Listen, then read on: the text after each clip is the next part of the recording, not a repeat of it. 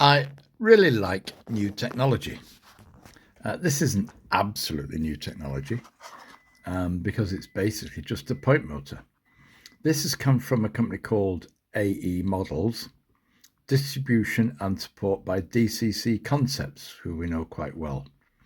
And the bit that's coloured in there is FPS1, super solenoid with built-in frog switching and simple installation.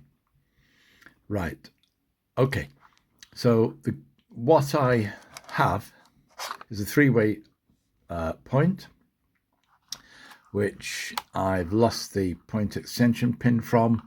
I was looking for a point extension pin, and for about £10 I can't buy a point extension pin because the shops aren't really stocking them as a separate item, and they're no longer included with Pico points as far as I know. And Gauge Master with their SEEP point motors, what they do is they provide them with a long pin which you trim to length on insulation. You can see there's a long pin there. So £10 for a new point motor, just to get it long enough to go through the board. I could have got a Pico one. This is £13.45, but a little bit more. But let's have a look. Well, first of all, there's some screws as part of the fixing kit, and what looks like a solder tag there, and another little screw. The sort of harness, so plugs with wires attached, classic red and black and green for the power and the switching signal, and protruding through here I can see a sort of thing you get on the end of a solenoid, a crank arm. So let's have a look at the point motor. It says it includes switch. Well, it's very well packed in this resilient foam, which is very nice. It's not just in a bubble wrap. It's actually got some decent foam around it.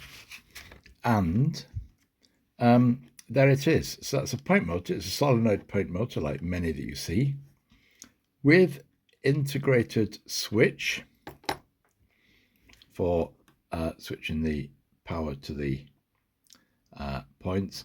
And apparently you can pass through, i.e. you connect points up in an interesting way. I don't know about that because I need to leave the instructions. But there we have it on the top. You've got this, you've got the point lever there, the point pin, which would operate the point when it's installed below the layout board, below the layout. But then you've also got an arm there, should you need it, so that if you install it above the board, you've got a crank arm. Well, you can install it anywhere, but you've got this crank arm as well to operate through point rodding. So I like that. That's what I like about it. It has the crank arm, it's got the long pin, simple fixing to the, you don't need an extra separate base with those bendy over, you see it's already twisted in, bits have to go into a plastic base.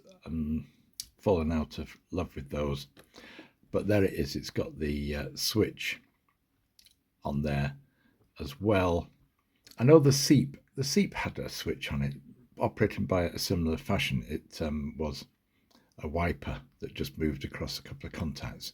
So SEEP motor, you could say, it's probably about the same as Pico, probably for a tenner, does include a switch, but this is a little bit, it looks a little bit better than that. Okay, I yet have to fit it, so I'm going to have to download the wiring for a three-way point and study that some more, and then look at the instructions for this, which hopefully will tell me about the connections of it so super solenoid, built-in frog polarity, and an example of how you wire it up to a standard point using a DCC concept of accessory decoder, or just a momentary switch to pulse power to it. So you can use it, well, you can use all points with an accessory decoder. So that's the instructions for it in full colour and quite clear.